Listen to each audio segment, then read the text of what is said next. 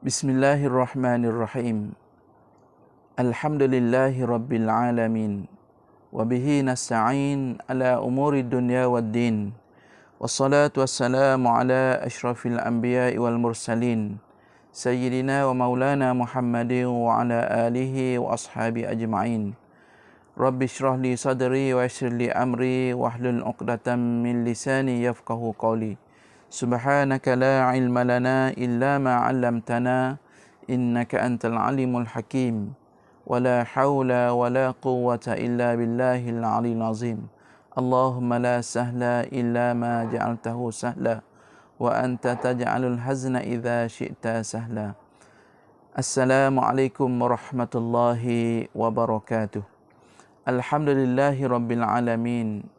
Tuan-tuan, puan-puan yang saya kasihi dan saya hormati sekalian, marilah sama-sama kita memanjatkan syukur kepada Allah Subhanahu Wa Taala kerana pada pagi ini kita masih lagi diberi kehidupan oleh Allah Subhanahu Wa Taala dan dapat kita melaksanakan tugas-tugas kita seharian dan juga dapat kita melaksanakan kehidupan kita dalam keadaan yang sempurna. Cuma kita perlu bersabar lebih, bersabar lebih sedikit, terutamanya musim pandemik COVID-19 ini. Perbanyakkanlah kita berdoa, mohon perlindungan daripada Allah Subhanahu Wa Taala dengan memperbanyakkan sembahyang. Allah sebutkan wasta'inu bis sabri was salah. Minta tolonglah kamu kepada Allah Subhanahu Wa Taala dengan cara sembahyang dan sabar, sabar dan sembahyang. Baik tuan-tuan mati Allah Subhanahu Wa Taala, mohonlah doa kepada Allah Subhanahu Wa Taala agar Allah angkatkan kembali musibah COVID-19 ini dalam kehidupan kita seluruh kehidupan kita di negara kita ini, khususnya dan seluruh dunia amnya. Allah SWT hantarkan COVID itu ada hikmah yang besar bagi orang-orang yang berfikir, tuan-tuan. Kita terimalah musibah Allah SWT ini dalam keadaan hati yang reda. Mudah-mudahan kita termasuk dalam orang yang beriman kepada Allah SWT. Namun begitu, janganlah kita berputus asa.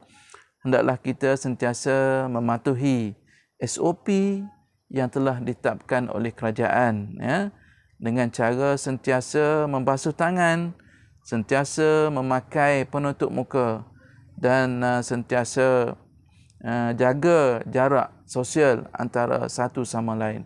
InsyaAllah kalau kita jaga ini, tuan-tuan, jangan keluar rumah kita jika tidak perlu, nak keluar sia-sia saja-saja nak makan angin, jangan.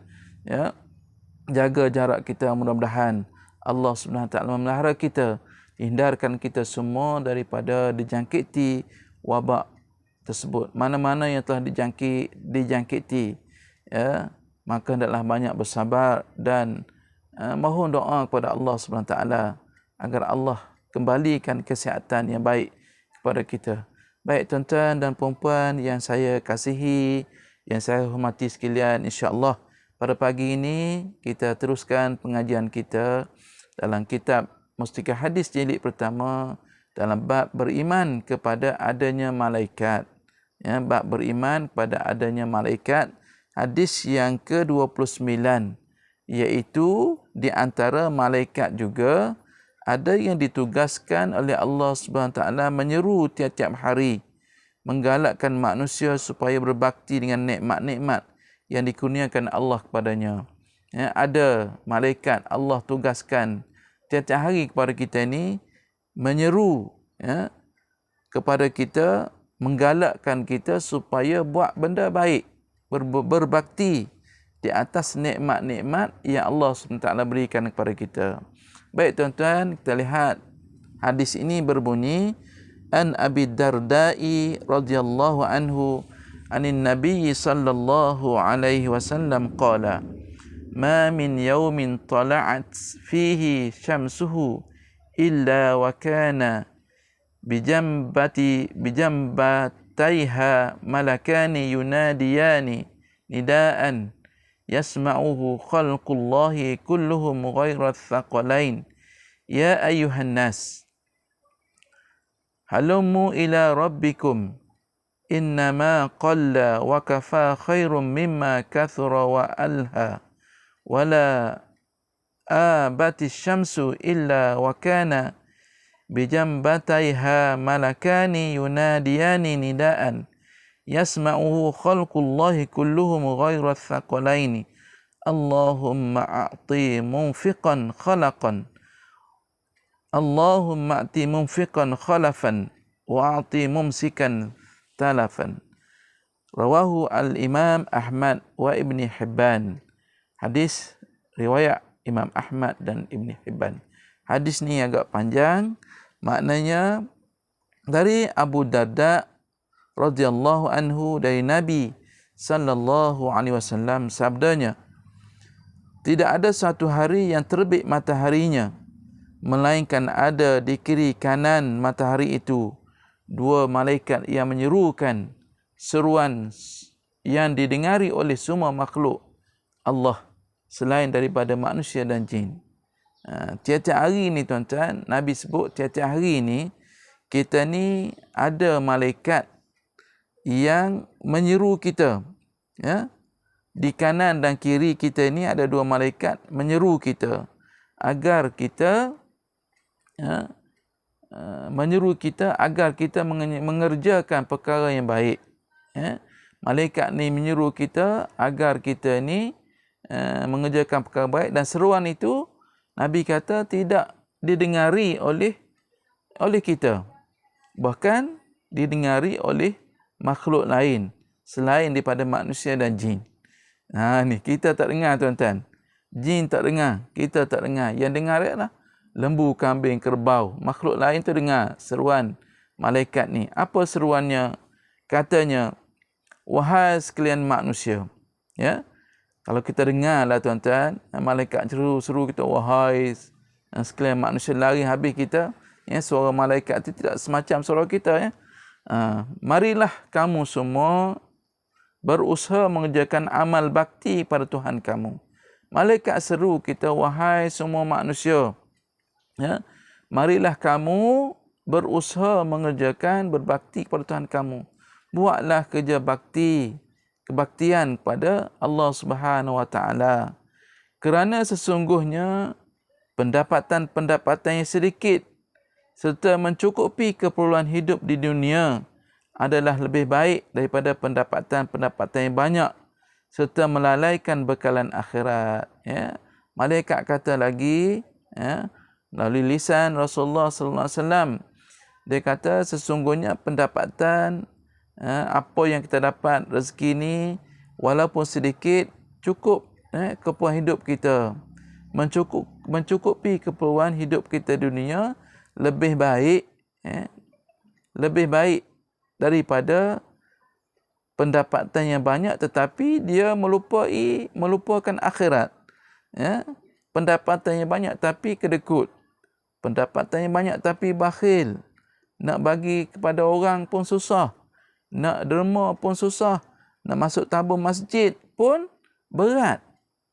Ini berbeza dengan orang yang punya pendapatan sedikit tapi suka menderma, ya, suka membantu orang lain, walaupun dia bagi itu adalah air mineral, segelas ataupun satu botol air mineral ataupun secangkir kopi, segelas kopi tuan-tuan.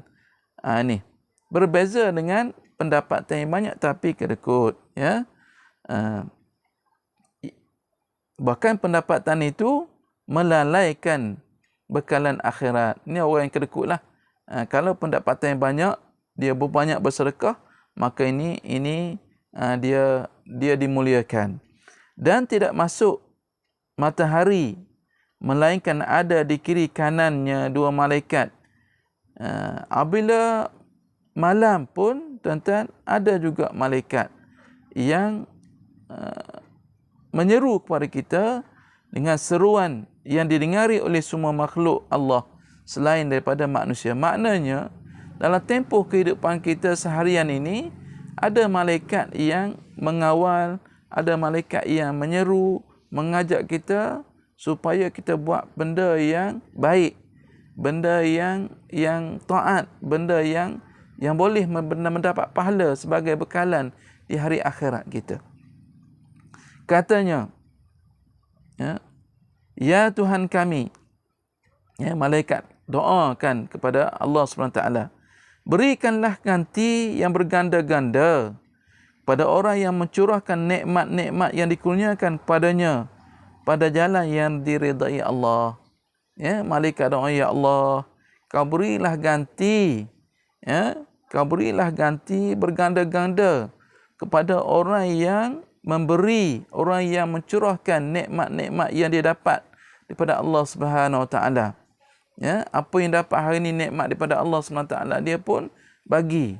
Dia bagi kepada siapa? Bagi kepada anak dia, bagi kepada isteri dia, bagi kepada sekiranya lebih, dia bagi kepada jiran tetangga dan sebagainya. Jadi orang yang macam ni, malaikat doa kepada Allah SWT agar digandakan rezekinya itu. Rezeki ni tuan-tuan, janganlah kita ingatkan wang ringgit semata-mata. Rezeki ni banyak, luas rezeki tersebut. Kita sihat adalah rezeki. Kita hidup bersama keluarga kita, bersama anak isteri kita, hidup dalam keadaan harmoni, tanpa masa muka bergaduh dan sebagainya. Itu pun juga rezeki. Kenderaan yang sempurna, walaupun buruk kenderaan itu, tapi tidak pernah masuk bengkel, itu pun rezeki. Kita dapat makan, lalu makan, walaupun tidak ada lauk, berlaukkan bulu dan ulam-ulaman, itu pun rezeki, tuan-tuan.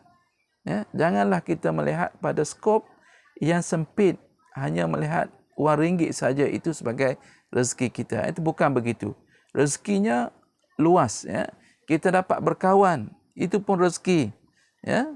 Dapat hidup dalam keadaan yang tenang, dapat sabar, itu pun rezeki, tuan-tuan. Rezeki yang dikurniakan oleh Allah SWT yang berupa nikmat itu. Jadi, dan malaikat juga doakan kepada Allah SWT dan timpakanlah kerugian yang besar kepada atas orang yang menahan nikmat Allah itu daripada mengeluarkannya pada jalan yang dituntut oleh Allah Subhanahu Wa Taala. Malaikat doa kepada Allah, ya Allah, ya Tuhanku, kau berilah, tambahkanlah rezeki kepada orang ini, kerana orang ini dia rajin bersedekah, orang ini dia rajin bantu orang, orang ini dia rajin, dia suka tolong orang, orang ni dia suka senyum pada orang. Ada orang, tuan-tuan, dia nak sedekah, senyum pun payah, tuan-tuan.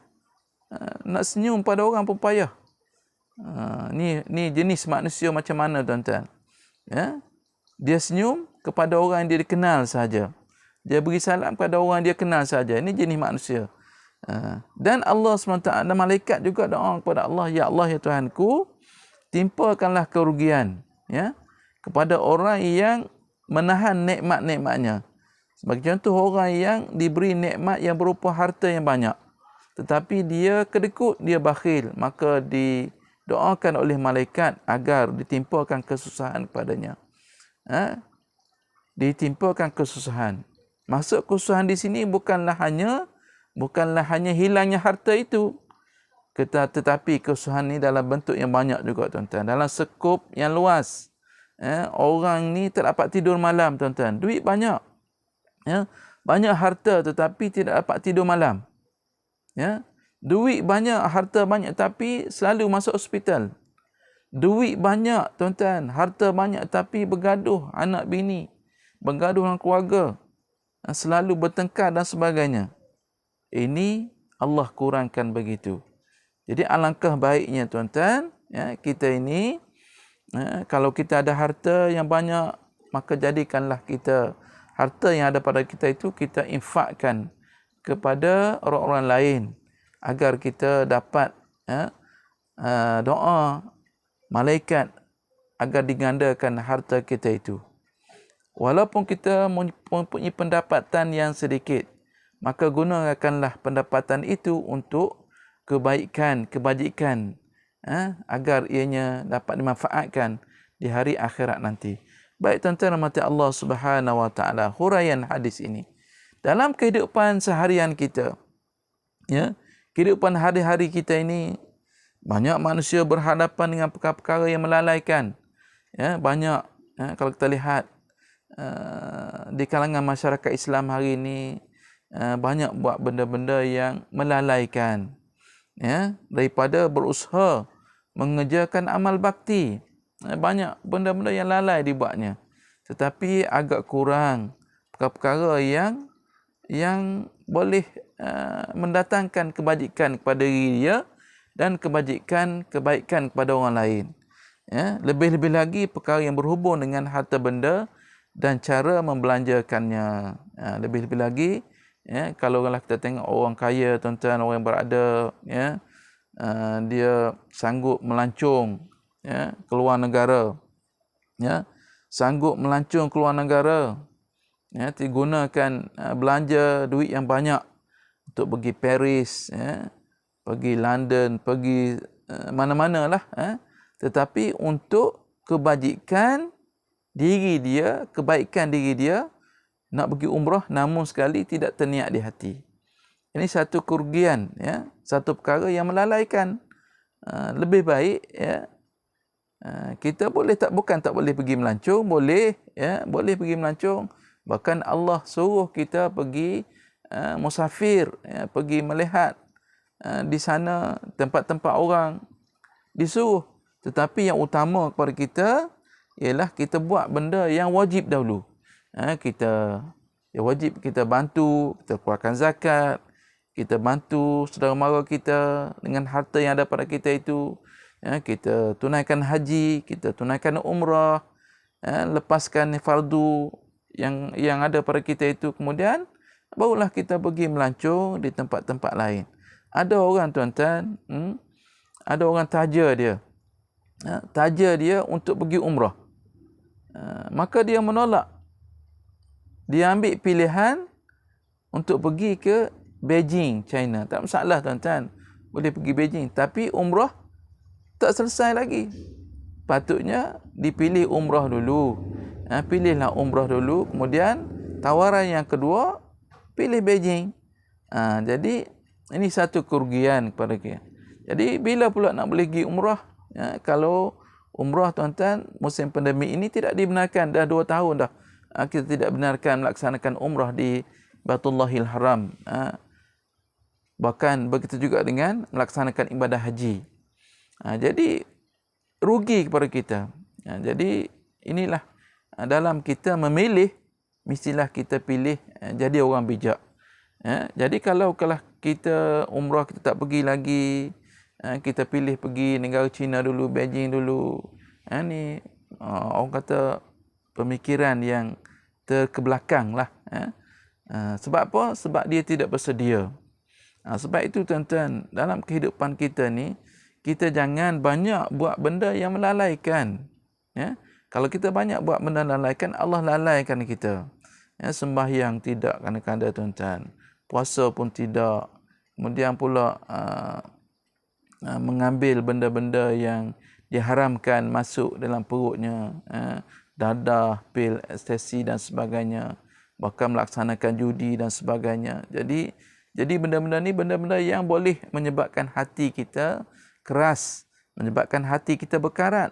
Jadi nak menerima kebaikan, nak lakukan kebaikan agak sukar kepada seseorang itu. Maka dia hendaklah kembali bertaubat kepada Allah Subhanahu Wa Taala, tinggalkan perkara-perkara yang haram itu, barulah hatinya jadi putih bersih. Baik, tuan-tuan rahmat Allah Subhanahu Wa Taala. Dalam hadis ini Rasulullah sallallahu alaihi wasallam menyatakan bahawa pada tiap-tiap hari ada 2 malaikat menyeru. 2 malaikat menyeru. Siang hari ada 2 malaikat menyeru. Malam hari ada 2 malaikat menyeru. Supaya mengingatkan manusia, supaya mengerjakan apa yang disuruh oleh Allah Subhanahu Taala dan meninggalkan segala yang dilarang.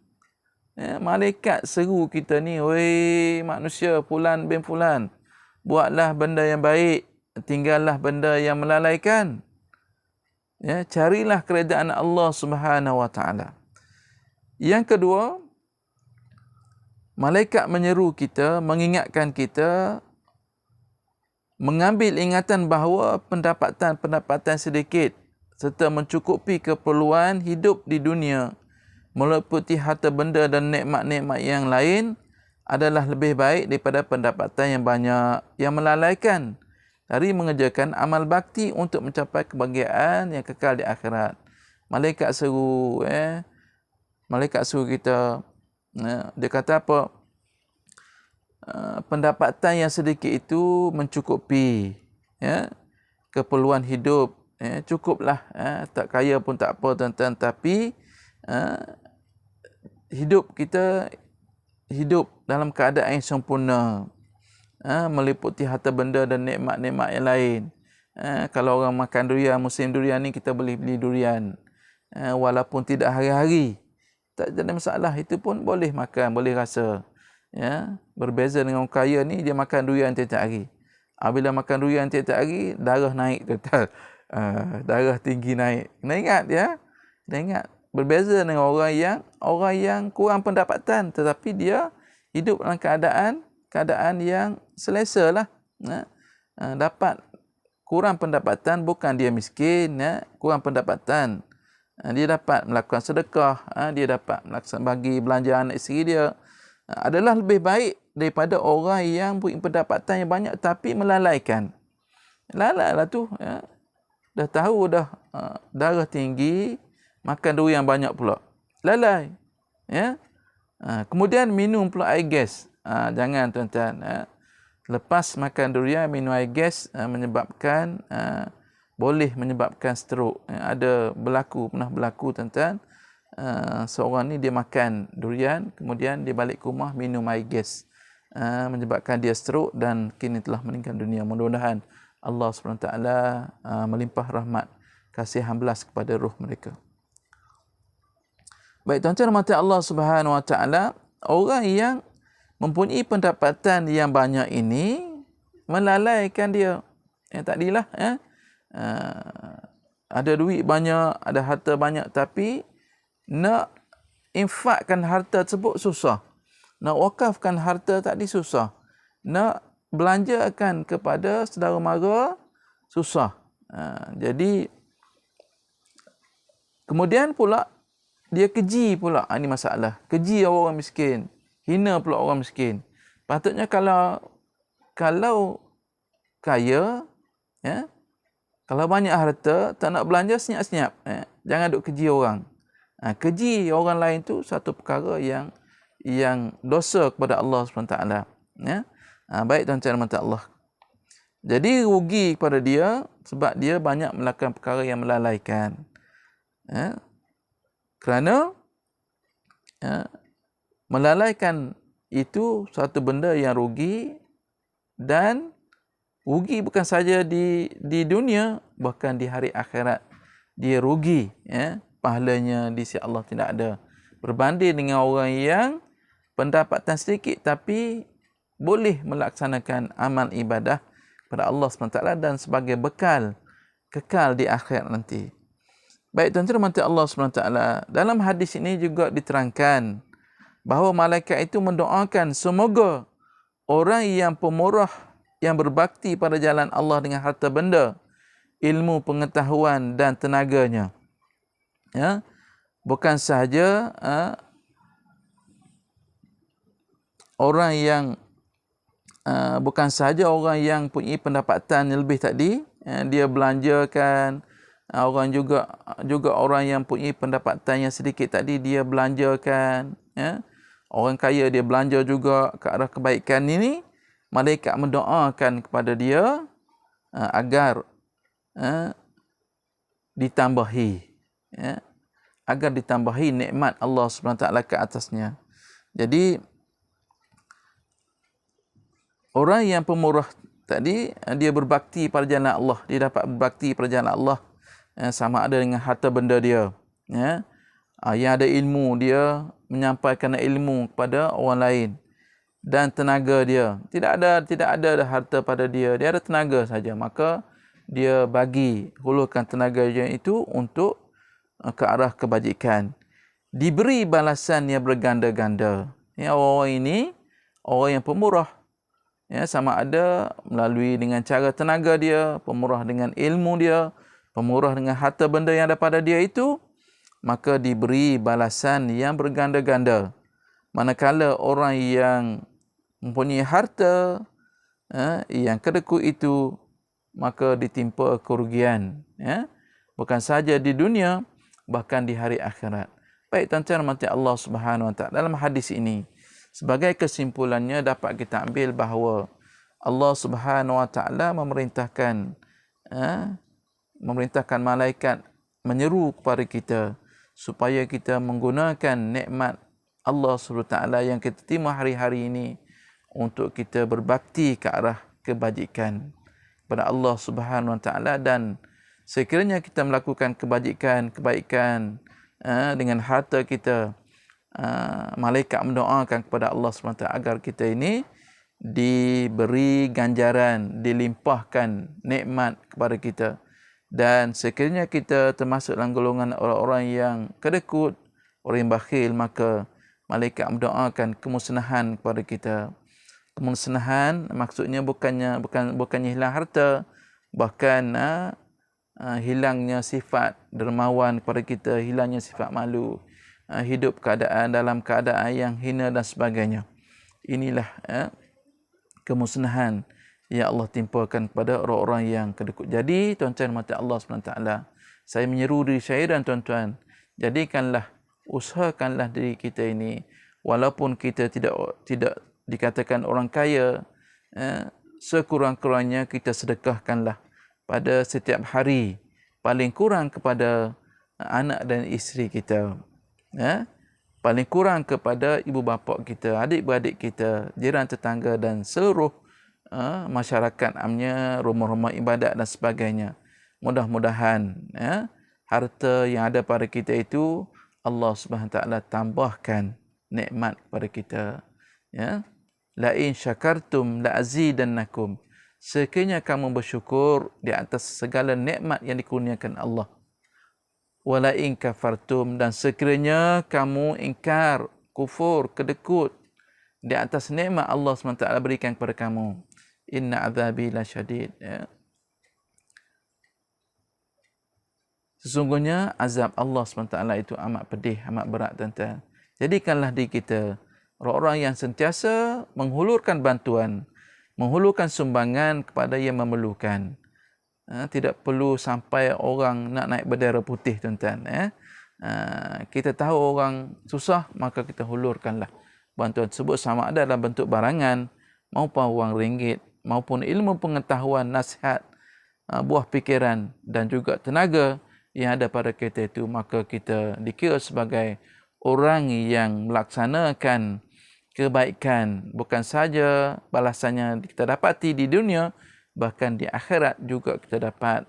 Baik tuan-tuan yang baik pada Allah Subhanahu Wa Taala, yang lemah kejadian diri saya, insya-Allah kita akan bertemu lagi dalam sesi yang akan datang dalam hadis yang ke-30, yakni ada juga malaikat ditugaskan pada hari akhirat untuk melahirkan, menyatakan penghargaan kepada orang yang telah membanyakkan amal-amal kebajikan.